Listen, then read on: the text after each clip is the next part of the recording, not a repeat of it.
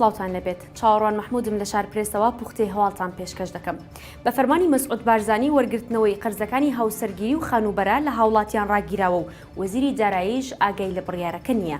دوای ئەوەی مەسعود بارزانی مەسرور بارزانی ڕاست پاردووە بۆ ڕاگررتنی بڕیاری وەرگرتنەوەی قەرزەکانی هاوسەرگیری و خانوبەرە لە هاوڵاتیان و سەرۆکی حکوومەتیش بڕیارەکەی جێبەجێ کردووە، سەرچاوەیەکیش لە وەزارەتی دارایی دەڵێت وەزیر و وەزارەتی دارایی ئاگاداری بڕیارەکە نین. بە گوێرەی میدیای پارتی دوای کۆبوونەوەی لەگەڵ ڕێخستنەکانی حیزبەکەیدا لە دەڤەری بادینان پێشنیازی ئەوە بۆ مەسعود بارزانی کراوە کە هەوڵ بدرێت بڕیاری وەرگرتنەوەی پێشینەکان و قەرزەکانی سەر هاوڵاتیان ڕابگیرێت. لە بەرامبەریشدا مەسرور بارزانی ڕاست پاردووە بۆ ڕاگررتنی ئەو بڕیارە و ئەمڕۆژ مەسرور بارزانی بڕیاری ڕاگررتنی سەرجەم قەرز و پێشینەکانیدا.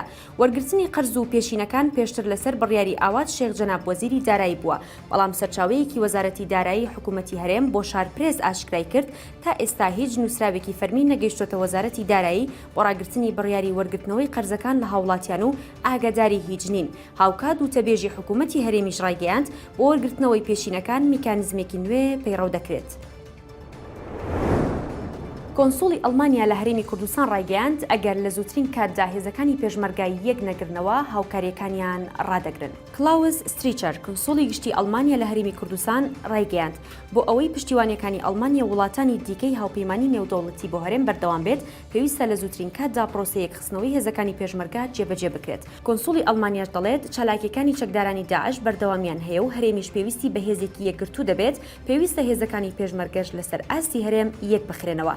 جەختیشی کردوتەوە پێویستە بە زووترین کات بەرپرسانی هەرێم پرۆسەی چاکسازی یەکخستنەوەی هێزەکانی پێشمەرگا جێبەجێ بکەن بۆ ئەوەی پشتیوانی سەربازی و لۆجستی ئەڵمانیا و هاوپەیمانانی دیکە بۆ هەرێم بەردەوام بێت.